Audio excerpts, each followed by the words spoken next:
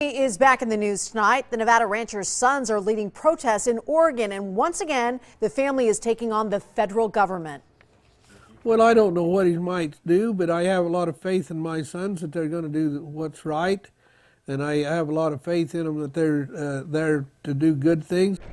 Bundy and armed protesters were part of a tense standoff with government agents 2 years ago over cattle grazing fees that Bundy owed.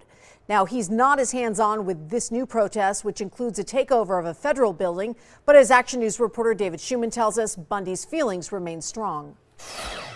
What the Bundys are doing in Oregon is a little different than the standoff that took place on all of this land back in 2014. I spoke with the family's patriarch today, Cliven Bundy, and he expressed some misgivings about where things are headed this time. You know, I'm a little nervous about them taking over, a facility, but when they have the right to peacefully assemble. Two of Bundy's sons and a group of armed protesters have taken up shop in a Burns, Oregon wildlife refuge building. We're tired of the abuse of the federal government, and we're tired of the abuse the federal government claiming ownership of this land.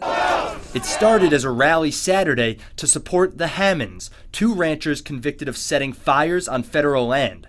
The conflict has now escalated to become a broader fight over land rights, and echoes of the prior Bundy standoff are starting to be heard. I didn't want to see that abuse going on to my fellow ranchers in Oregon, and that was sort of the news. So I sent my son, I sent some other people to investigate. I asked Bundy what exactly the protesters want. How does this end? He said he wants the federal government to surrender jurisdiction of the land and a rehearing of the Hammonds case. The Hammonds have since turned themselves in.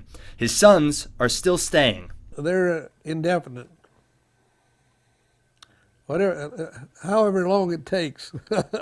Bundy says he's in daily communication with his sons, and depending on how things go, he's prepared to travel to Oregon himself.